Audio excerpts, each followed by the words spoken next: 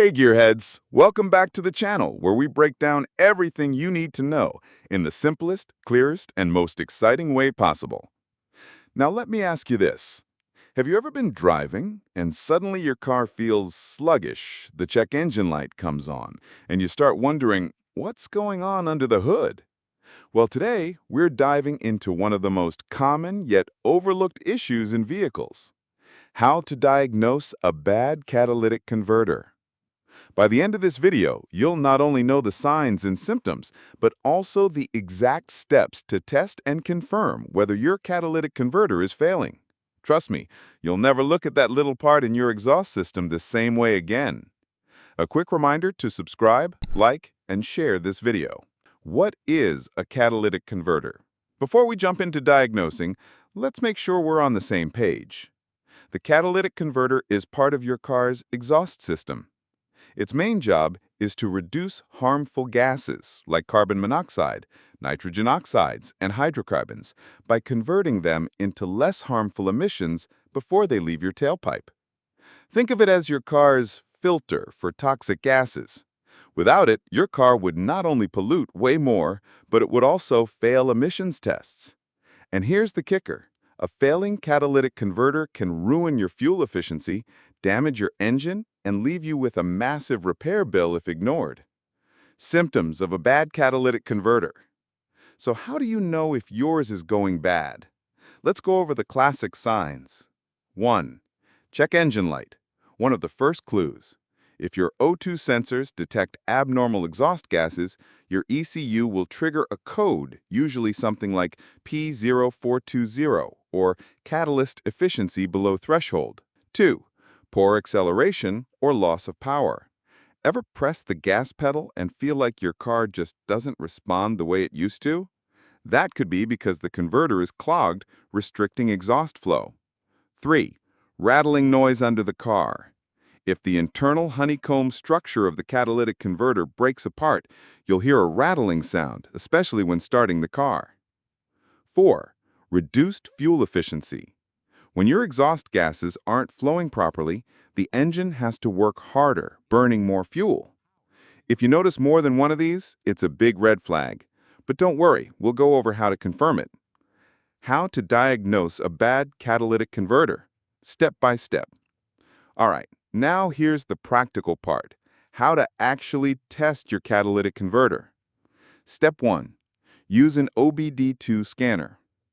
Plug in a scanner and check for codes like P0420 or P0430.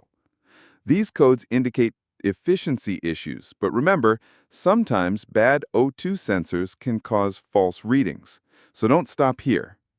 Step 2. Visual and sound inspection. While the engine is cool, tap lightly on the converter with a rubber mallet.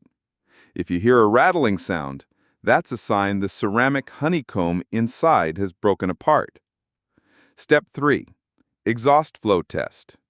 A clogged converter restricts flow. One simple way is to hold your hand near the exhaust pipe, without touching it, of course. Weak exhaust flow at higher RPMs could mean a blockage. Step 4. Temperature test. Using an infrared thermometer, check the temperature before and after the catalytic converter. A healthy converter should show a higher temperature at the outlet than the inlet because it's burning off gases. If both sides read nearly the same, or the inlet is hotter than the outlet, your catalytic converter is likely clogged or not functioning. Step 5. Back pressure test. Mechanics often remove the upstream O2 sensor and connect a pressure gauge. If the pressure is higher than 1.5 psi at idle, or it rises quickly as RPMs increase, you have excessive back pressure caused by a clogged converter. A quick reminder to subscribe, like, and share this video. Common mistakes when diagnosing. Now, here's what most people get wrong. Confusing O2 sensors with a bad catalytic converter. A failing O2 sensor can mimic the same symptoms. Always rule this out before replacing a catalytic converter. Ignoring engine issues. A converter doesn't usually fail on its own. It's often caused by something else, like a misfiring engine, burning oil, or a rich fuel mixture. Skipping regular checks. Even if your catalytic converter is fine, letting small problems build up can kill it faster. What to do if yours is bad?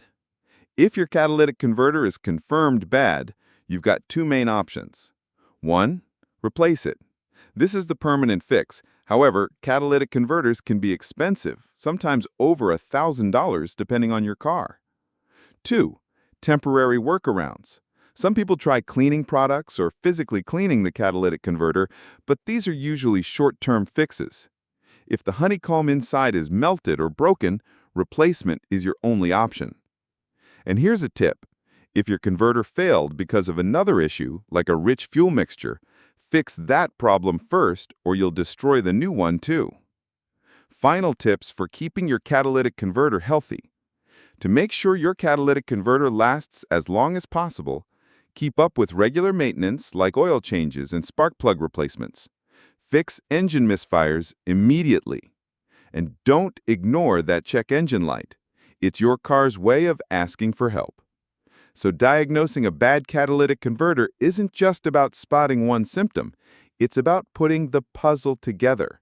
From check engine codes to exhaust smells to temperature and back pressure tests, all these clues can point you in the right direction.